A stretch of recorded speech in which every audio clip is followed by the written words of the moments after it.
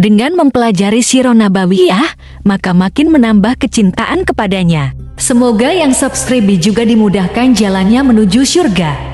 Silahkan tekan tombol like supaya postingan ini semakin tersebar. Dan tulis doa serta hajat pemirsa di kolom komentar. Semoga semakin banyak yang mengaminkan, maka semakin cepat terkabul. Nabi Sulaiman alaihi salam adalah manusia terkaya sepanjang sejarah kehidupan manusia di muka bumi. Dalam beberapa kitab suci seperti Al-Quran, Alkitab, dan Injil, Nabi Sulaiman alaihi salam dijelaskan sebagai manusia terkaya yang pernah hidup di muka bumi. Tidak ada satupun manusia yang bisa mengalahkan total kekayaannya hingga hari kiamat tiba. Para arkeolog telah menemukan situs peninggalan sejarah Islam yang mengungkap total kekayaan Nabi Sulaiman alaihi salam.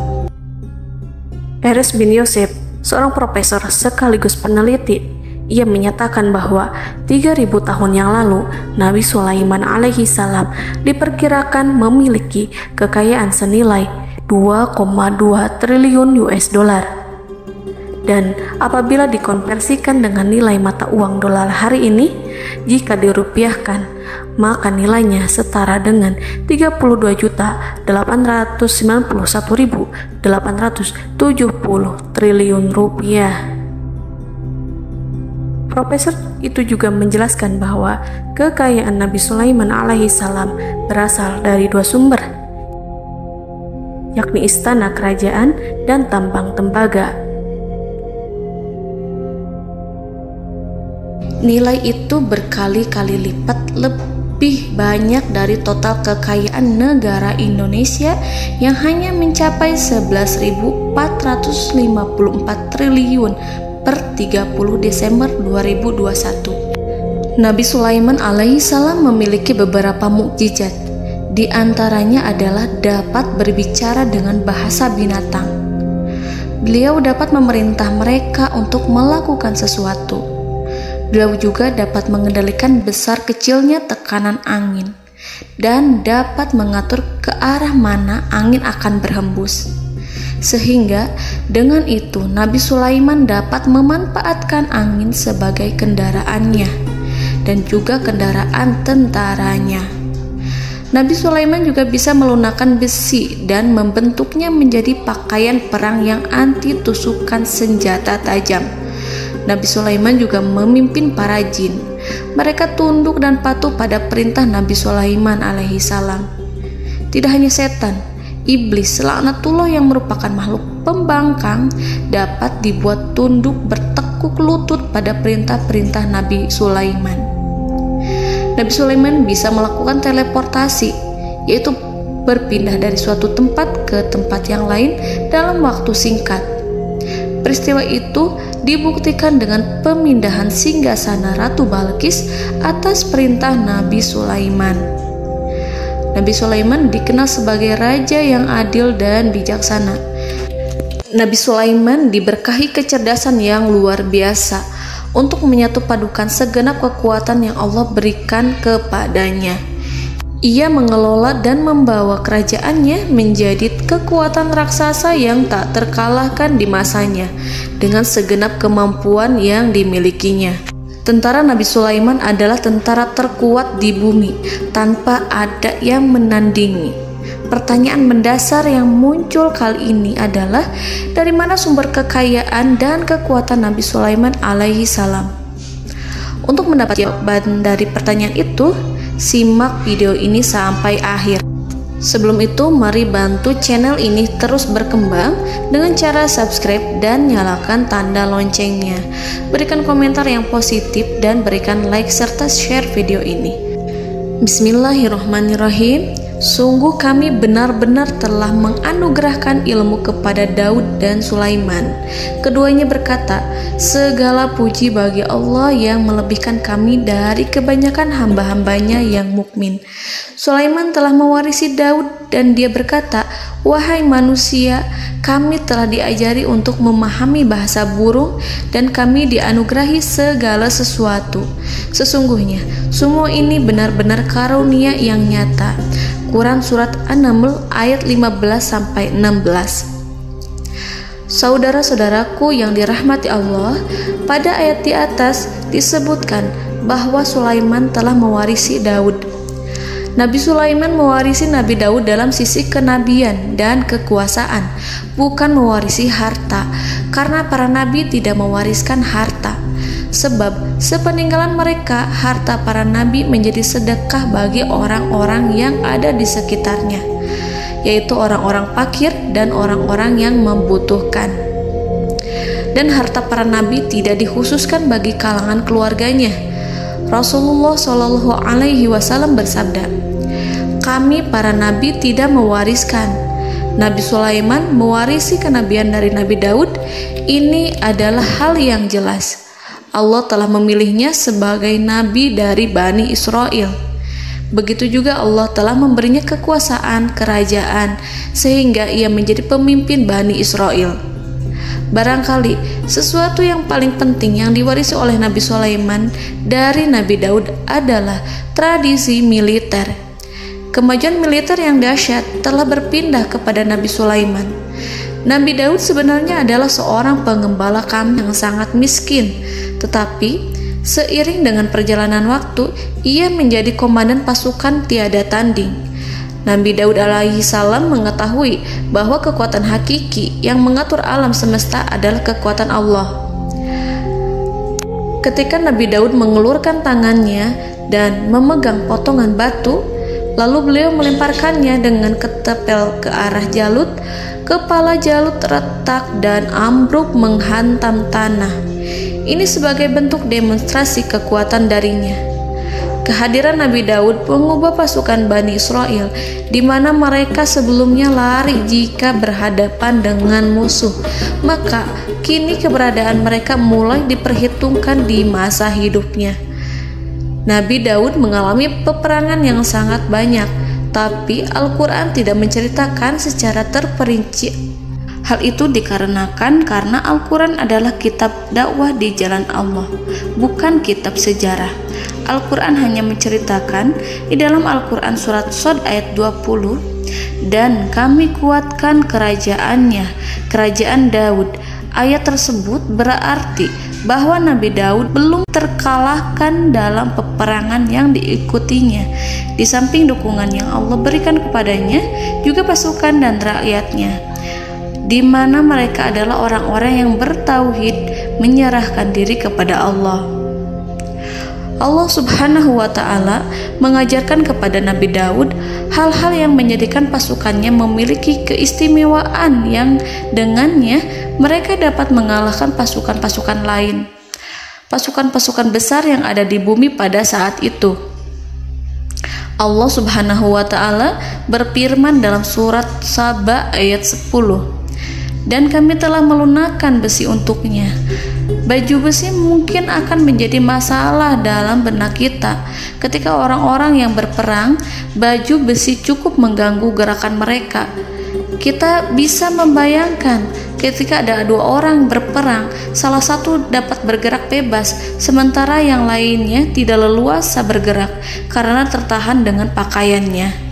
Namun, dengan kekuasaan Allah, Nabi Daud dapat melunakkan besi dan membuat baju besi yang ringan, yang mudah untuk digunakan.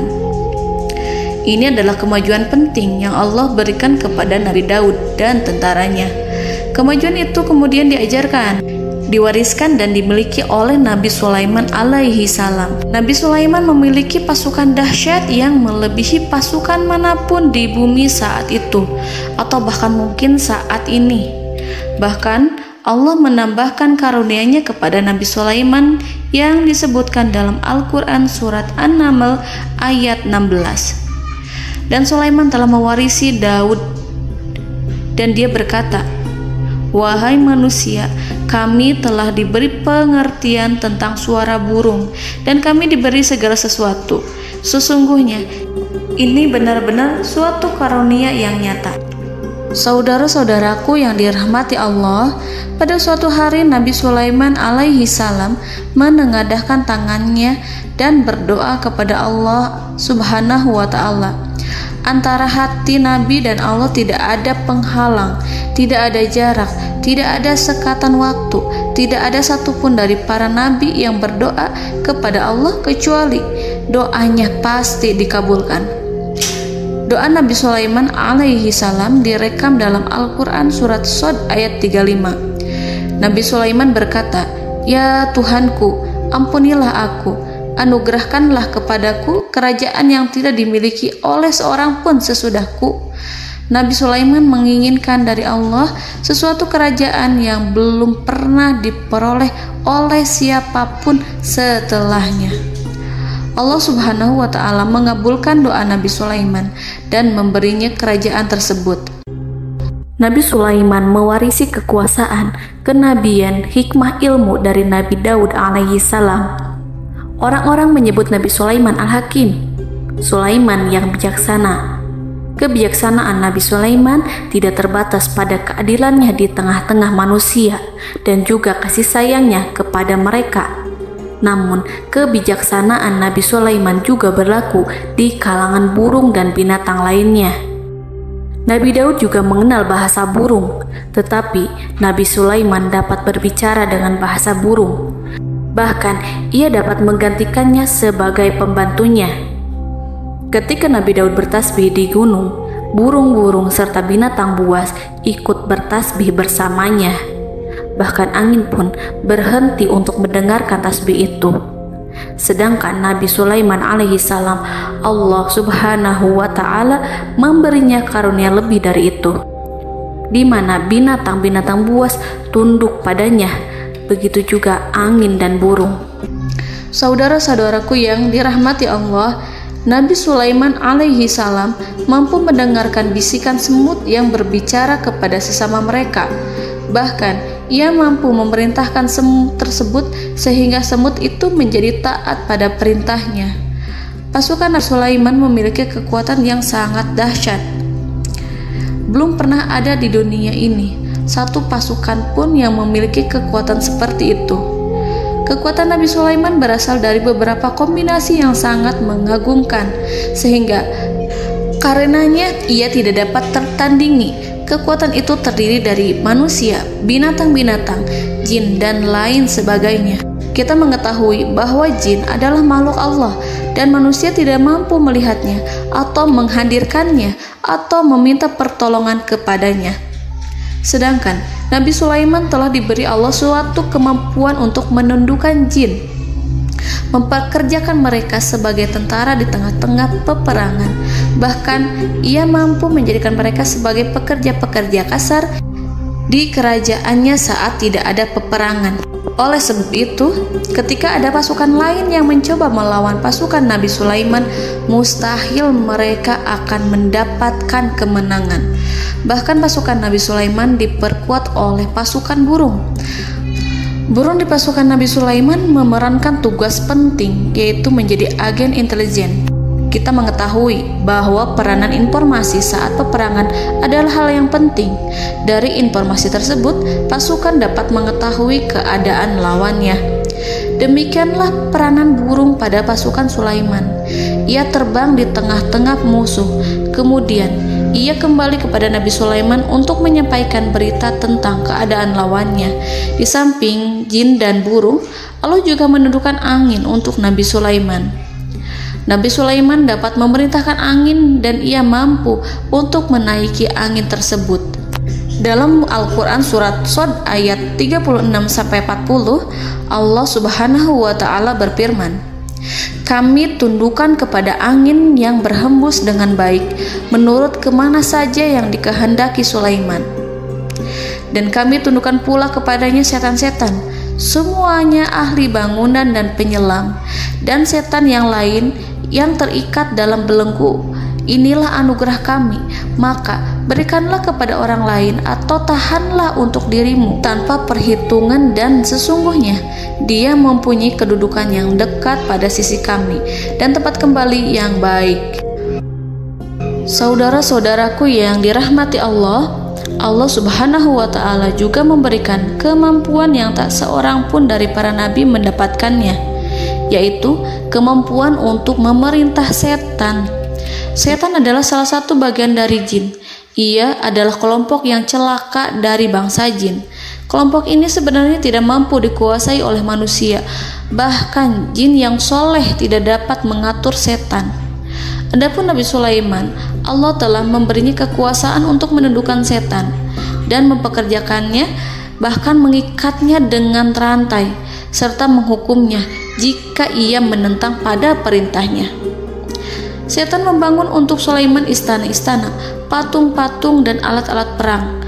Bahkan setan-setan itu menyelam ke dasar lautan untuk mengeluarkan permata dan yakut untuk Sulaiman. Jika di antara setan yang menentang perintahnya, maka Nabi Sulaiman alaihi salam mengikatnya dengan rantai. Ini semua menunjukkan kekayaan Nabi Sulaiman dan kekuasaannya, di mana ia mampu mengatur banyak makhluk di bumi ini. Tentu saja, kemampuan itu semua adalah atas izin dari Allah Subhanahu wa Ta'ala sebagai mukjizat darinya. Allah Subhanahu wa Ta'ala berfirman dalam Al-Quran surat Saba ayat 12, dan sebagian dari jin adalah yang bekerja di hadapannya di bawah kekuasaannya dengan izin Tuhannya, dan siapa yang menyimpang di antara mereka dari perintah kami, maka kami rasakan kepadanya azab neraka yang apinya menyala-nyala. Para jin itu membuat untuk Sulaiman apa yang dikehendakinya, dari gedung-gedung yang tinggi, patung-patung, dan piring-piring yang besarnya seperti kolam, atau periuk yang tetap berada di atas tungku. Saudara-saudaraku yang dirahmati Allah, Nabi Sulaiman yang bijaksana adalah penguasa yang tak tertandingi di muka bumi. Meskipun memperoleh nikmat-nikmat khusus yang agung itu yang Allah berikan kepada Sulaiman, beliau tetap menunjukkan dirinya sebagai manusia yang paling banyak berzikir kepada Allah dan manusia yang paling banyak bersyukur di zamannya. Saudara-saudaraku yang dirahmati Allah, sebagaimana Allah Subhanahu wa Ta'ala memberikan nikmat kepada ayahnya Nabi Daud alaihi salam, di mana ia mampu melunakkan besi, dan Allah mengajarinya bagaimana cara mencairkan besi, maka Nabi Sulaiman alaihi salam dapat memanfaatkan tembaga yang cair untuk peperangan. Dan juga di saat perdamaian, pada saat peperangan, beliau mencampur tembaga dengan besi dan menjadikannya perunggu. Mereka menggunakan senjata-senjata perunggu dalam peperangan seperti pedang, baju besi, dan juga pisau. Senjata-senjata ini adalah senjata yang paling kuat pada saat itu. Sedangkan di saat damai, tembaga digunakan untuk membuat bangunan, perhiasan, dan sebagainya. Meskipun Nabi Sulaiman mendapatkan nikmat yang besar dan karunia yang khusus, Allah Subhanahu wa Ta'ala mengujinya dengan suatu ujian yang dahsyat. Ujian yang akan selalu datang kepada seorang hamba yang soleh. Ketika hamba itu mendapatkan kedudukan besar, maka ujiannya pun menjadi besar. Allah Subhanahu wa Ta'ala menguji Nabi Sulaiman dengan penyakit. Diceritakan oleh Fahru Roji, Nabi Sulaiman diuji dengan suatu penyakit yang keras, di mana kedokteran saat itu tidak dapat dan tidak mampu mengatasinya. Sakitnya Nabi Sulaiman sangat keras sehingga para dokter dari kalangan manusia ataupun jin tidak mampu menghilangkan penyakit itu. Lalu burung-burung menghadirkan rumput-rumput yang dianggapnya sebagai obat, tetapi Nabi Sulaiman tak kunjung sembuh. Semakin hari penyakit Nabi Sulaiman semakin menjadi-jadi, sehingga ketika Nabi Sulaiman duduk di atas kursi, ia duduk bagaikan tubuh tanpa roh. Seakan-akan ia mati karena saking keras penyakit yang dideritanya. Sakit yang diderita oleh Nabi Sulaiman alaihi salam berlangsung sangat lama. Namun Nabi Sulaiman tidak henti-hentinya berzikir kepada Allah dan meminta kesembuhan kepadanya, serta selalu beristighfar dan mengungkapkan rasa cinta kepadanya. Selesailah ujian Allah terhadap hambanya Nabi Sulaiman. Beliau pun sembuh Nabi Sulaiman merasakan kembali kesehatannya setelah ia mengetahui segala kejayaan dan segala kekuasaan serta segala kebesarannya tidak lagi mampu menghilangkan penyakit yang dideritanya kecuali jika Allah menghendaki. Saudara-saudaraku yang dirahmati Allah, Nabi Sulaiman telah membangun tempat ibadah, tempat sujud, sehingga manusia menyembah Allah di dalamnya. Orang-orang yang membangunnya berjumlah puluhan ribu orang. Tentu setiap kelompok dari mereka memiliki pekerjaan masing-masing. Di antara mereka ada yang mencairkan tembaga, di antara mereka ada yang tukang pahat, ada yang tukang ukir, ada yang membelah batu, ada yang memotong kayu, ada yang mendatangkan rumput-rumput dari Libanon, ada yang mendatangkan emas dan menjadikannya lempengan-lempengan yang mengkilat untuk menutupi kayu serta untuk melapisi dinding-dinding. Bahkan golongan jin pun membantu membangun tempat tersebut, tentu dengan perintah dan bimbingan Nabi Sulaiman. Mereka membuat patung-patung yang besar, membuat bejana yang besar untuk tempat makan para tentara dan pekerja, yaitu bejana seperti gunung. Karena saking berat dan besarnya, mereka juga membuat tempat-tempat minum yang besarnya seperti kolam. Nabi Sulaiman mengawasi para pekerjanya dan juga mengurusi masyarakatnya, di mana beliau mengenali problem mereka dan berusaha memecahkannya. Beliau juga mengawasi pasukan dari kalangan binatang dan burung. Beliau mengetahui apabila ada satu di antara mereka yang tidak datang, kemana ia pergi serta mengapa ia pergi. Nabi Sulaiman menguasai pengetahuan itu semua. Nabi Sulaiman bukan hanya mengetahui problem tentara-tentaranya dari kalangan manusia ataupun tentaranya dari kalangan burung, namun ia juga menunjukkan kasih sayang terhadap semut, di mana beliau mendengar bisikannya dan tidak suka untuk menginjaknya. Nabi Sulaiman selalu menundukkan kepalanya ke bumi sebagai bentuk rasa rendah diri dan syukur kepada Allah. Pada suatu hari, Nabi Sulaiman alaihi salam berjalan di depan tentaranya dan tiba-tiba ia mendengar suara semut yang berkata kepada temannya dari kalangan semut. Hal itu terekam dalam Al-Quran surat An-Naml ayat 18-19.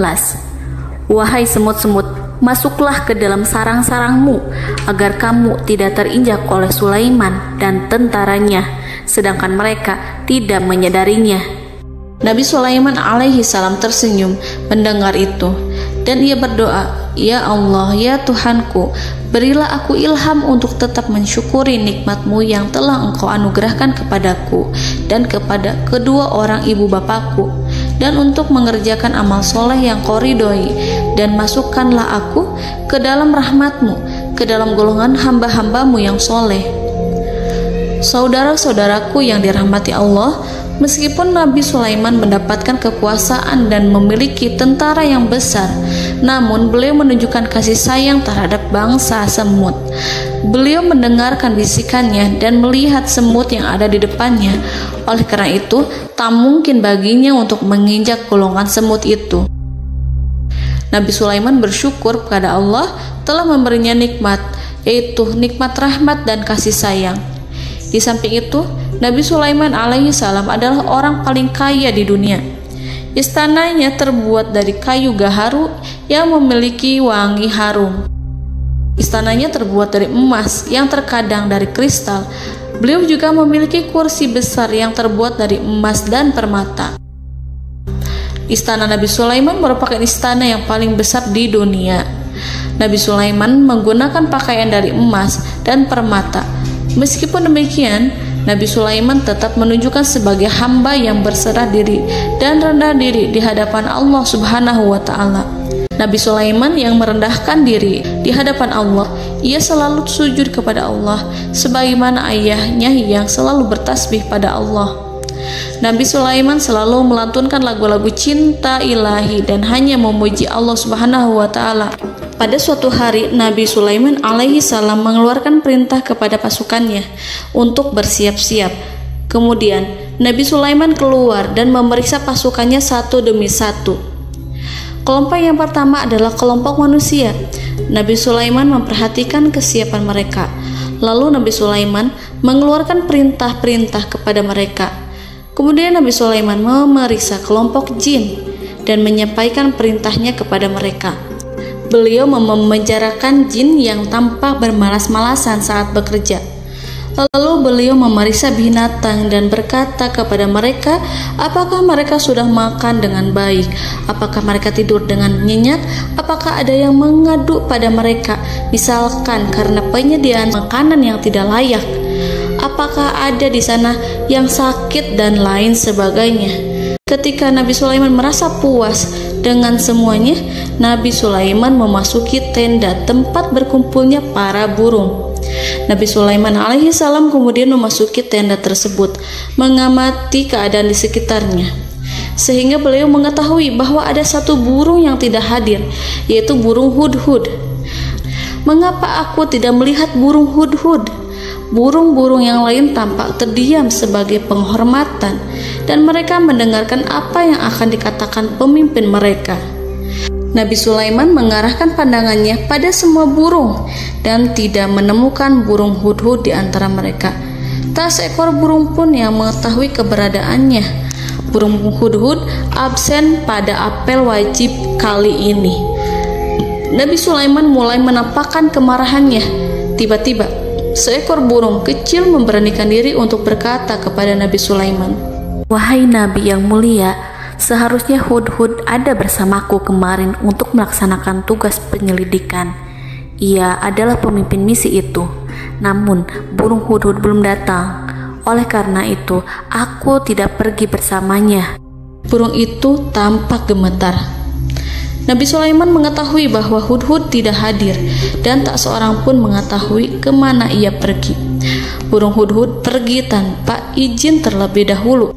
Dalam keadaan marah, Nabi Sulaiman berkata, "Sungguh aku benar-benar akan mengazabnya dengan azab yang sangat keras atau benar-benar menyembelihnya, kecuali jika ia benar-benar datang kepadaku dengan alasan yang jelas."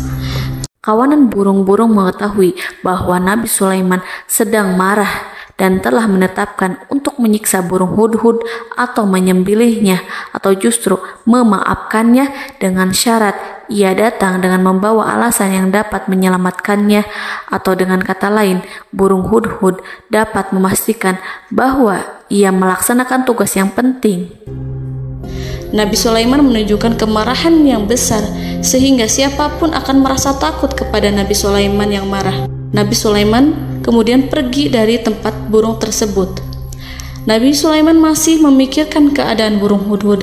Seharusnya burung hudhud menjadi bagian penting dari badan intelijen. Apakah ia pergi untuk menyingkap suatu, atau apakah ia pergi hanya untuk bermain-main? Nabi Sulaiman telah memperhatikan dan mengetahui bahwa burung hudhud adalah seekor burung yang cerdik dan juga fasih berbicara. Terkadang Nabi Sulaiman mendapati burung hudhud sedang bermain-main dan menunda-nunda pekerjaannya. Namun ketika Nabi Sulaiman melihatnya, burung hudhud memahami bahwa perbuatannya tidak benar. Oleh karena itu, ia tidak boleh menyampur adukan antara waktu serius dan waktu bermain. Tidak lama setelah itu, burung hudhud tiba di tempat para burung. Burung-burung yang lain berkata kepadanya, "Wahai hudhud, pergilah engkau ke tempat Nabi Sulaiman. Jika ia mengetahui bahwa engkau telah sampai, jiwamu benar-benar terancam." Mendengar itu, burung hudhud segera beranjak. Ia terbang menemui Nabi Sulaiman. Pada waktu itu, Nabi Sulaiman sedang duduk bersama tentaranya yang lain. Burung hudhud berdiri. Ia telah merencanakan untuk memulai pembicaraan dengan Nabi Sulaiman sebelum Nabi Sulaiman bertanya kepadanya kemana dia pergi.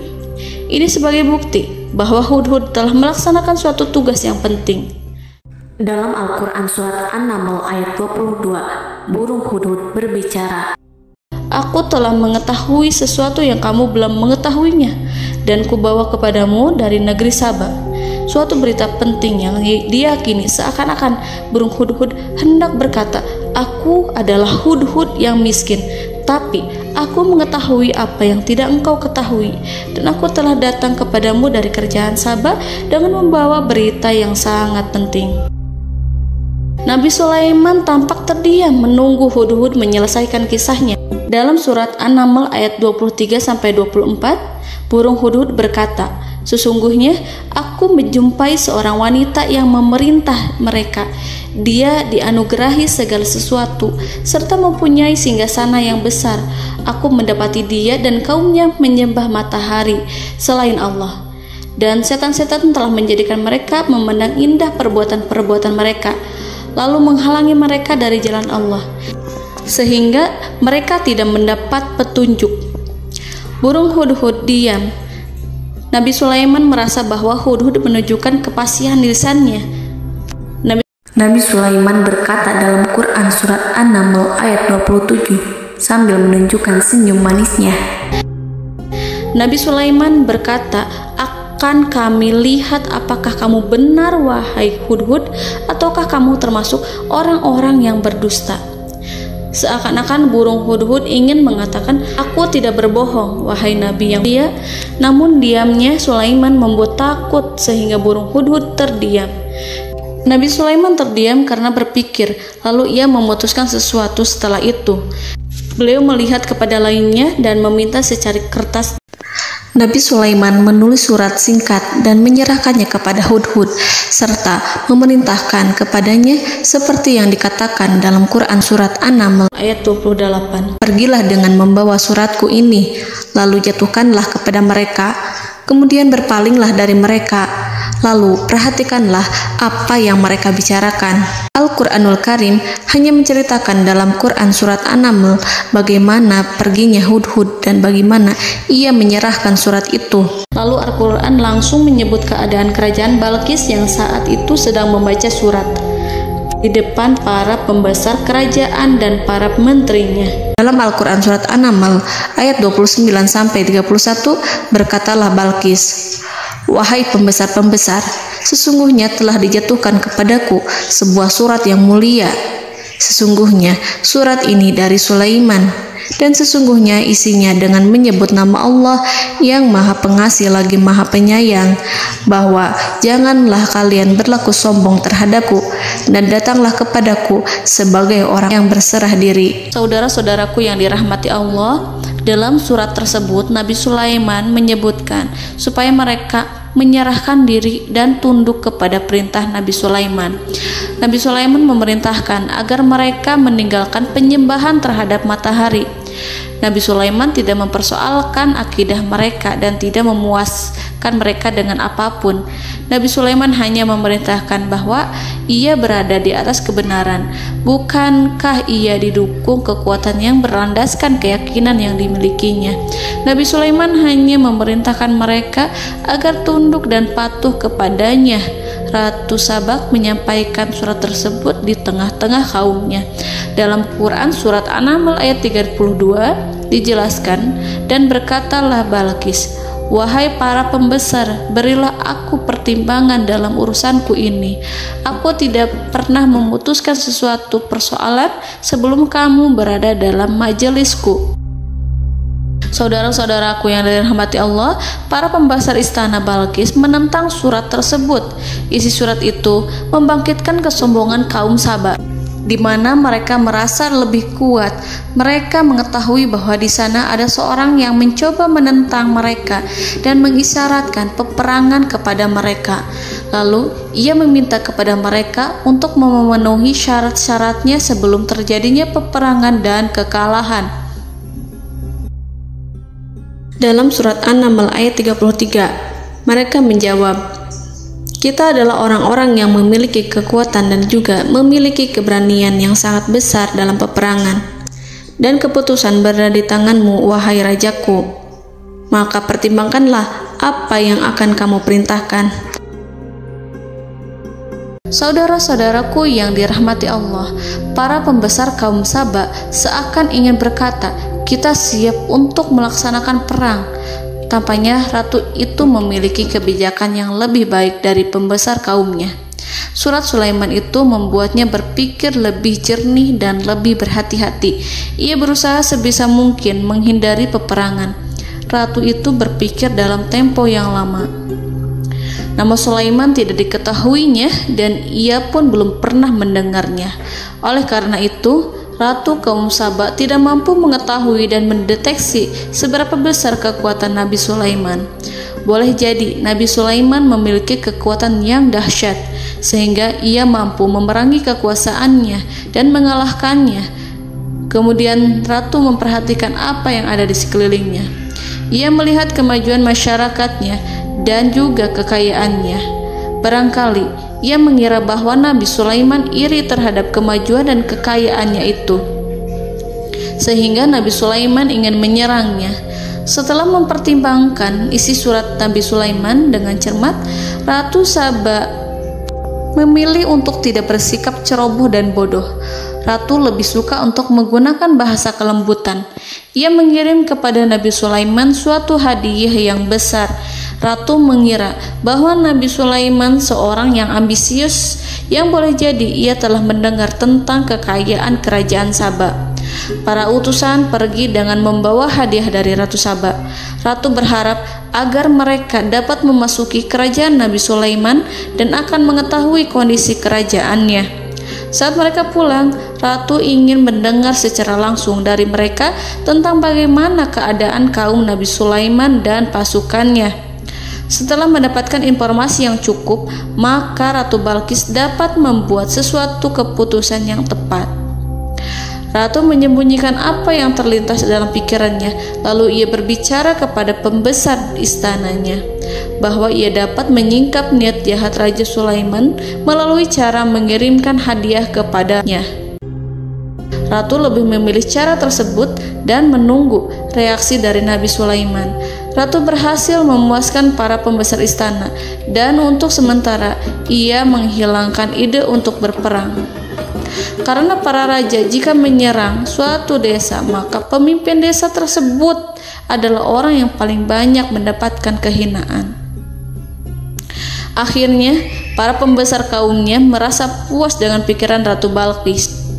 Saudara-saudaraku yang dirahmati Allah, dalam surat An-Naml ayat 34-35 dijelaskan, Ratu Balqis berkata, "Sesungguhnya raja-raja apabila memasuki suatu negeri, niscaya mereka akan membinasakannya dan menjadikan penduduknya yang mulia menjadi hina.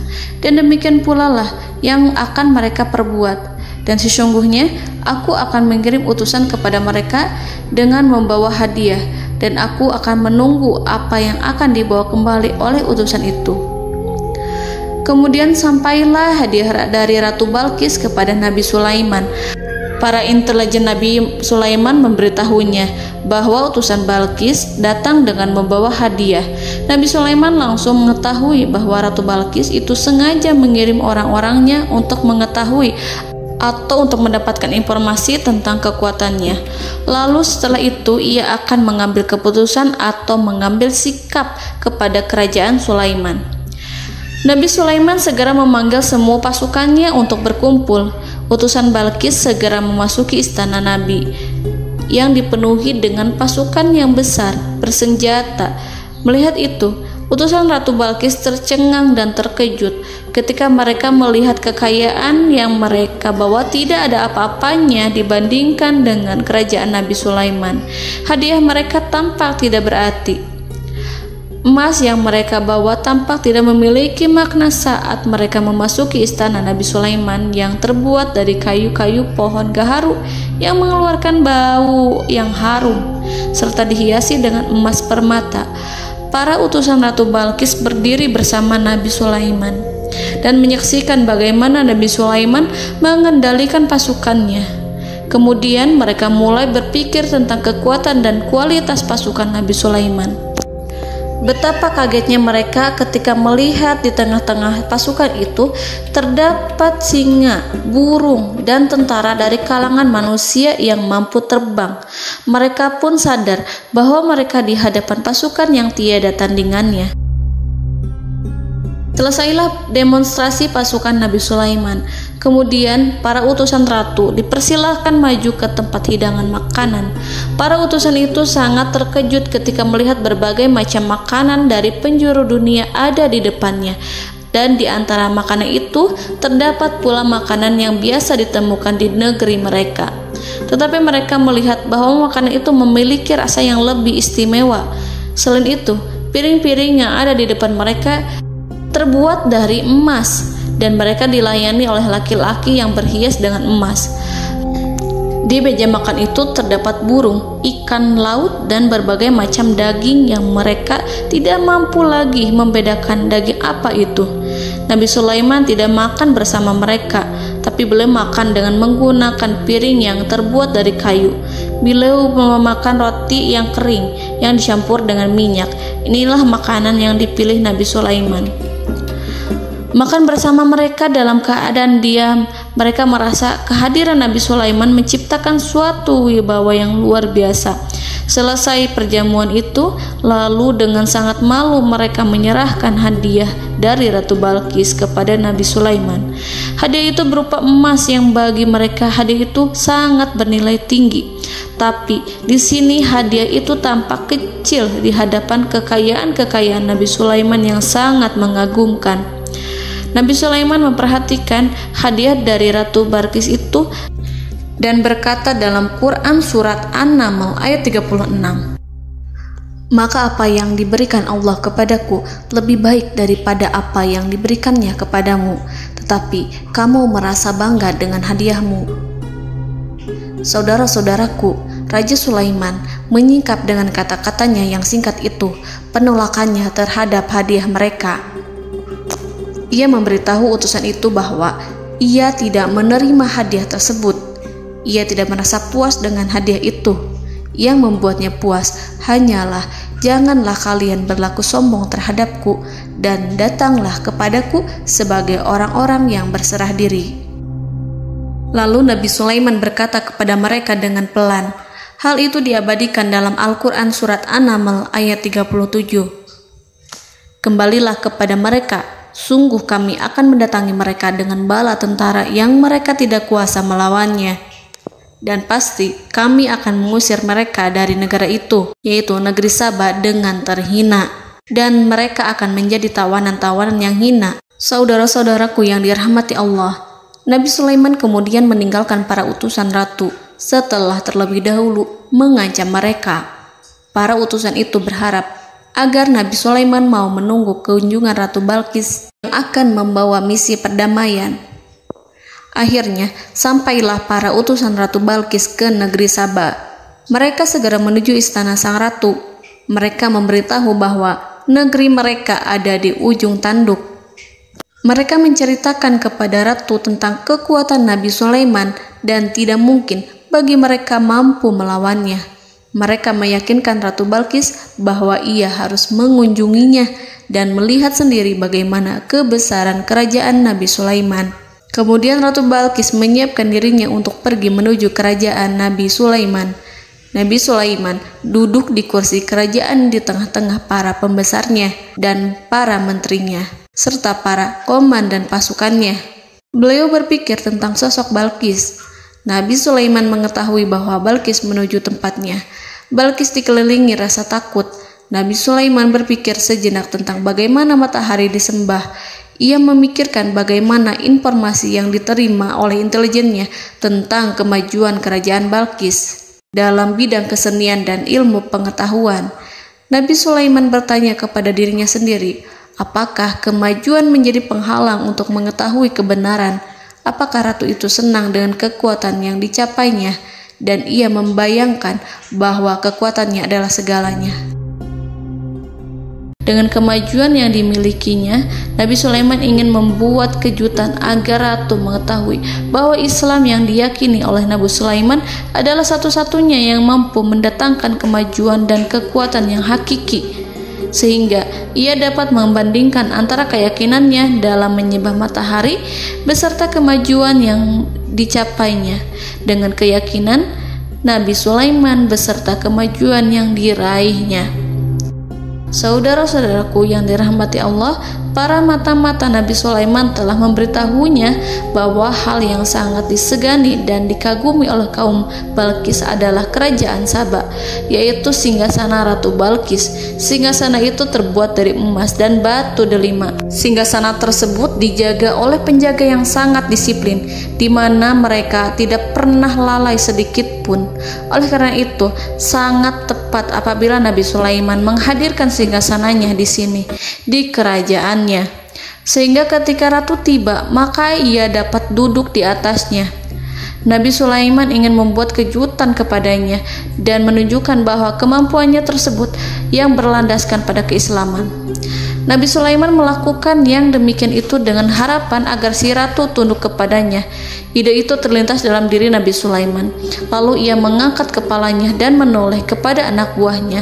Hal itu diabadikan dalam Quran Surat An-Naml ayat 38. Wahai para pembesar, siapakah di antara kamu sekalian yang sanggup membawa singgasananya kepadaku sebelum mereka datang kepadaku sebagai orang-orang yang berserah diri? Saudara-saudaraku, perhatikanlah ungkapan pikiran Nabi Sulaiman tersebut. Semua pemikirannya berkisar tentang keislaman para penyembah matahari, tentang bagaimana beliau dapat memberikan petunjuk kepada mereka di jalan Allah. Yang pertama menjawab pertanyaan Nabi Sulaiman adalah jin Ifrit. Dalam Quran Surat An-Naml ayat 39, berkatalah Ifrit yang cerdik dari golongan jin, "Aku akan datang kepadamu dengan membawa singgasana itu sebelum kamu berdiri dari tempat dudukmu. Sesungguhnya aku benar-benar kuat untuk membawanya, lagi dapat dipercaya." Nabi Sulaiman berdiri dari tempat duduknya. Setelah 1 jam atau 2 jam, jin itu berjanji kepadanya untuk menghadirkan singgasana Balkis. Sebelum itu, istana Nabi Sulaiman di Palestina, sedangkan istana Balkis terletak di Yaman. Antara singgasana tersebut dengan singgasana Nabi Sulaiman berjarak lebih dari ribuan mil. Barangkali pesawat yang cepat sekalipun yang kita kenal hari ini tidak akan mampu membawa dan mendatangkan istana itu dalam waktu 1 jam. Tetapi masalahnya di sini, berhubung dengan kekuatan jin yang serba misterius, Nabi Sulaiman tidak mengomentari sedikit pun terhadap apa yang dikatakan oleh Ifrit. Nabi Sulaiman tampak menunggu tanggapan lain yang mampu menghadirkan singgasana Balkis yang lebih cepat dari jin Ifrit. Nabi Sulaiman menoleh kepada seorang yang di sana, yang duduk di atas naungan. Hal itu diceritakan dalam Al-Quran Surat An-Naml ayat 40. Berkatalah seseorang yang mempunyai ilmu dari Alkitab, "Aku akan membawa singgasana itu kepadamu sebelum matamu berkedip." Maka tatkala Sulaiman melihat singgasana itu terletak di hadapannya, ia pun berkata, "Ini termasuk karunia Tuhanku untuk menguji aku. Apakah aku akan bersyukur atau mengingkari nikmatnya? Dan barang siapa yang bersyukur, maka sesungguhnya dia bersyukur untuk kebaikan dirinya sendiri. Dan barang siapa yang ingkar, maka sesungguhnya Tuhanku maha kaya lagi maha mulia." Saudara-saudaraku, belum lama seseorang yang mempunyai ilmu dari Alkitab menyatakan kalimatnya, sehingga singgasana itu tiba-tiba ada di depan Nabi Sulaiman, yang mampu menghadirkan singgasana itu lebih cepat dari kedipan mata. Al-Quranul Karim tidak menyingkap kepribadian seseorang yang menghadirkan singgasana itu. Al-Quran hanya menggarisi bahwa orang itu mempunyai ilmu dari Alkitab. Al-Quran tidak menjelaskan kepada kita apakah ia seorang malaikat ataukah manusia ataukah jin. Al-Quran sengaja tidak menyingkap hakikat kitab yang dimaksud. Saudara-saudaraku yang dirahmati Allah, setelah melihat singgasana itu, Nabi Sulaiman bersyukur kepada Allah. Ia mulai memperhatikan singgasana sang ratu. Singgasana tersebut merupakan simbol pembangunan dan juga kemajuan, tetapi tampaknya ia hanya sesuatu yang biasa saja jika dibandingkan dengan kekuasaan dan kebesaran ciptaan yang dibuat oleh manusia dan jin di kalangan istana Nabi Sulaiman. Nabi Sulaiman memikirkan dalam tempo yang sangat lama singgasana Ratu Balkis itu. Kemudian beliau memerintahkan agar singgasana itu diperbaiki, sehingga saat Ratu Balkis datang, dia akan mengujinya. Apakah Ratu Balkis dapat mengenali singgasananya ataukah tidak? Dalam Al-Quran Surat An-Naml ayat 41, Nabi Sulaiman berkata, "Ubahlah baginya singgasananya, maka kita akan melihat apakah dia mengenal ataukah dia termasuk orang-orang yang tidak mengenalnya." Saudara-saudaraku yang dirahmati Allah, Nabi Sulaiman memerintahkan agar dibangun istana yang akan digunakan untuk menyambut Ratu Balkis. Nabi Sulaiman memilih tempat di laut, dan ia memerintahkan agar dibangun suatu istana di mana sebagian besarnya terdiri dari air laut. Nabi Sulaiman memerintahkan agar lantainya itu terbuat dari kaca yang tebal dan kuat, sehingga orang-orang yang berjalan di atas istana itu akan dapat melihat di bawahnya ada ikan-ikan berwarna-warni yang berenang-renang. Dan mereka akan melihat rumput-rumput laut yang bergerak-gerak. Akhirnya, selesailah pembangunan istana itu. Saking bersihnya kaca lantainya, sehingga tampak di sana tidak ada kaca. Burung hudhud memberitahu Nabi Sulaiman bahwa Balqis telah sampai dekat kerajaannya. Kemudian Ratu Balqis datang. Al-Quran tidak menyebutkan keadaan Nabi Sulaiman saat menyambut Balqis, namun Al-Quran menunjukkan dua sikap Ratu Balqis. Yang pertama, bagaimana sikap Balqis ketika pertama kali melihat singgasananya yang datang mendahuluinya, padahal ia telah meninggalkan pengawalannya untuk tetap setia menjaga singgasananya itu. Keadaan kedua adalah keadaan di depan istana yang dibangun untuk penyambutan Balqis. Istana itu penuh dengan permata yang berenang-renang di bawahnya ikan-ikan. Dalam Quran Surat An-Naml ayat 42 dijelaskan, dan ketika Balqis datang, ditanyakanlah kepadanya, "Serupa inikah singgasanamu?" Balqis menjawab, "Seakan-akan singgasana ini adalah singgasanaku. Kami telah diberi pengetahuan sebelumnya, dan kami adalah orang-orang yang berserah diri." Saudara-saudaraku, pada dialek di atas, Balqis melihat singgasananya dan ia tercengang saat mengetahui bahwa itu adalah singgasana miliknya. Namun kemudian ia mulai ragu karena melihat tidak sepenuhnya itu singgasana miliknya. Jika itu benar-benar miliknya, lalu bagaimana ia datang mendahuluinya? Dan bila bukan singgasananya, maka bagaimana Sulaiman dapat meniru sepersis dan seteliti itu? Padahal Sulaiman tidak pernah sekalipun ke kerajaannya. Nabi Sulaiman berkata saat melihat Balqis mengamati singgasananya, "Apakah ini singgasanamu?" Balqis terlihat sangat kebingungan, namun setelah itu ia menjawab, "Sepertinya benar." Nabi Sulaiman berkata, "Kami telah diberi ilmu sebelumnya dan kami sebagai orang-orang muslim." Saudaraku yang dirahmati Allah, melalui pertanyaan Nabi Sulaiman ingin mengisyaratkan kepada Balqis agar ia membandingkan antara keyakinannya beserta ilmu yang dicapainya dengan keyakinan Nabi Sulaiman yang muslim beserta pengetahuan yang telah diraihnya. Penyembahan terhadap matahari dan pencapaian ilmu yang dicapai oleh Ratu Balqis tanpa tidak ada apa-apanya dibandingkan dengan ilmu Nabi Sulaiman dan keislaman. Nabi Sulaiman telah mendahuluinya dalam bidang ilmu karena keislamannya. Karena itu, sangat mudah baginya untuk mengungguli Balqis dalam ilmu-ilmu yang lainnya. Demikianlah yang disyaratkan dalam pertanyaan Nabi Sulaiman kepada Ratu Balqis. Ratu Saba itu mengetahui bahwa ini adalah singgasananya, di mana singgasana itu datang lebih dahulu daripada dirinya. Beberapa bagian darinya telah diubah saat Balqis masih di perjalanan menuju ke tempat Nabi Sulaiman. Ia berpikir kemampuan apa yang dimiliki Nabi Sulaiman. Ratu Balqis tercengang melihat apa yang disaksikannya, yang berupa buah dari keimanan Nabi Sulaiman dan hubungannya dengan Allah Subhanahu wa Ta'ala. Sebagaimana Balqis juga tercengang ketika melihat kemajuan di bidang ilmu pembangunan, seni, dan ilmu-ilmu yang lainnya. Maka ia tidak lebih kagum lagi saat melihat hubungan yang kuat antara keislaman Nabi Sulaiman dengan ilmunya serta kemajuan yang diraihnya. Dalam Al-Quran Surat An-Naml ayat 43 dijelaskan, dan apa yang disembahnya selama ini selain Allah mencegahnya untuk melahirkan keislamannya, karena sesungguhnya ia terdahulu termasuk orang-orang yang kafir. Saudara-saudaraku yang dirahmati Allah, berguncanglah dalam benak Balqis ribuan hal ketika melihat keyakinan kaumnya runtuh di hadapan Nabi Sulaiman. Ia menyadari matahari yang disembahnya hanya merupakan ciptaan Allah, dan Allah lah yang menggerakkannya untuk hamba-hambanya. Lalu terbitlah matahari kebenaran dalam dirinya. Hatinya diterangi oleh cahaya baru yang tidak akan tenggelam seperti tenggelamnya matahari.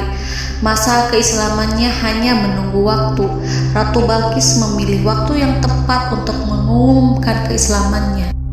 Allah Subhanahu wa Ta'ala berfirman dalam Quran Surat An-Naml ayat 44. Dikatakan kepadanya, masuklah ke dalam istana. Maka tatkala ia melihat lantai istana itu, dikiranya kolam air yang besar dan disingkapnya 2 betisnya.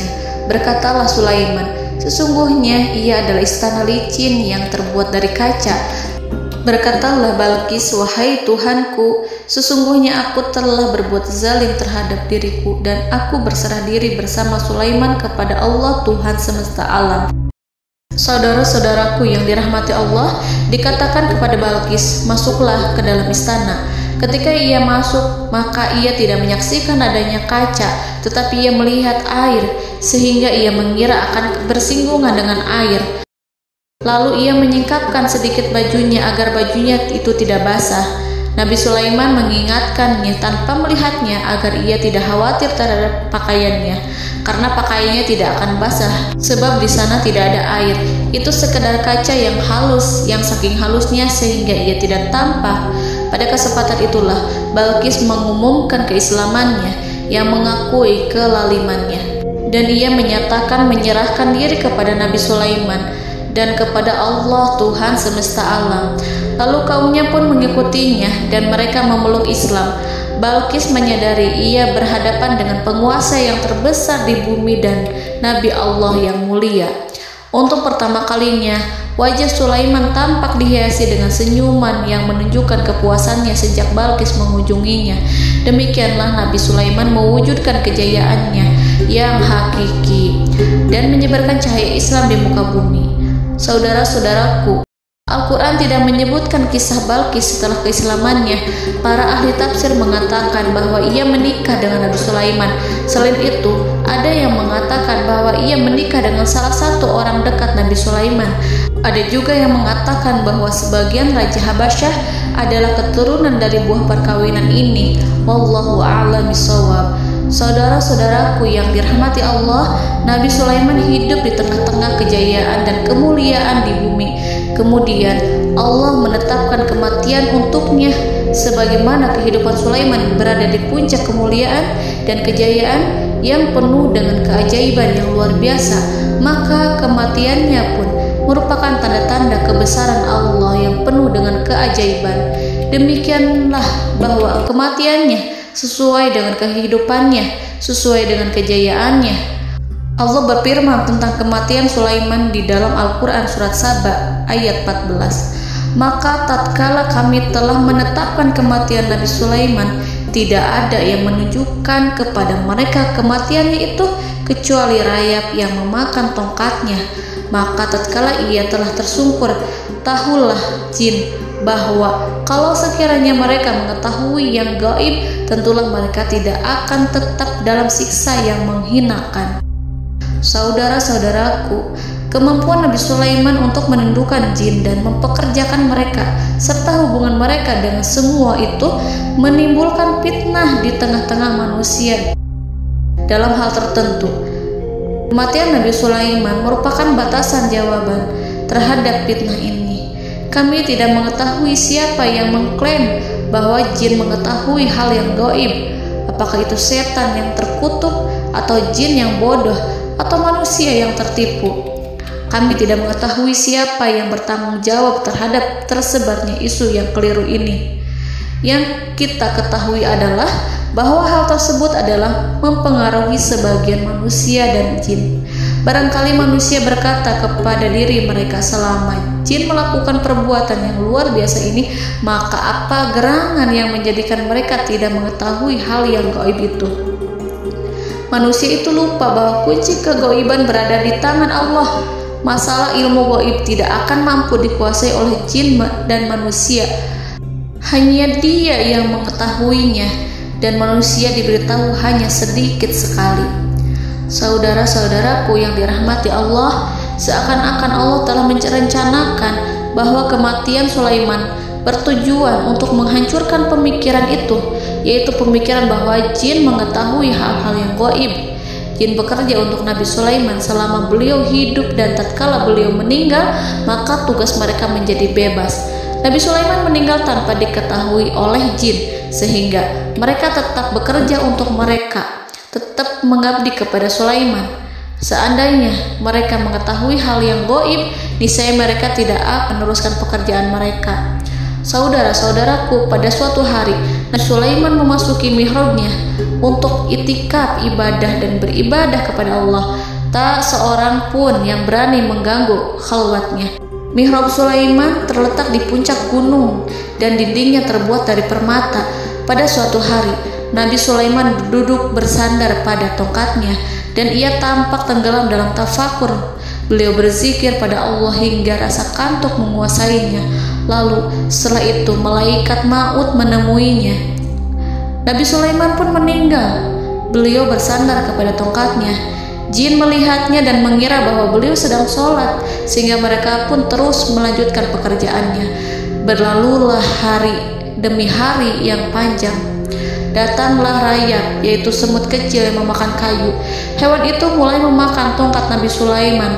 Rayap itu tampak lapar. Sebagian dari tongkat Nabi Sulaiman dimakan beberapa hari oleh rayap itu. Ketika yang dimakannya semakin bertambah, maka tongkat itu pun menjadi rusak dan kemudian jatuh dari tangan Nabi Sulaiman alaihi salam. Tubuh mulia itu kehilangan keseimbangan dan kemudian jatuh terhempas di bumi. Tatkala tubuh suci itu tersungkur, maka manusia segera menuju ke arahnya. Mereka menyadari dan mengetahui bahwa Nabi Sulaiman telah meninggal dalam waktu yang lama. Jin menyadari bahwa mereka tidak mengetahui hal yang gaib, dan manusia pun mengetahui hakikat ini. Seandainya jin mengetahui hal yang gaib, niscaya ia tidak akan meneruskan siksa yang hina. Mereka tidak akan bekerja kepada Sulaiman. Demikianlah Nabi Sulaiman alaihi salam meninggal dalam keadaan duduk dan sholat di mihrabnya. Lalu berita itu tersebar bagaikan api di bumi. Manusia, burung, dan binatang buas mengantarkan jenazah Nabi Sulaiman. Sekawanan burung tampak sedih dan menangis. Semua makhluk bersedih. Akhirnya tak seorang pun mengetahui bahasa burung di bumi. Meninggallah seorang yang memahami pembicaraan burung, binatang-binatang, jin, dan lain sebagainya. Burung-burung itu berkata, betapa beratnya kehidupan di tengah orang-orang yang tidak mengetahui pembicaraan kita. Allahu a'lam.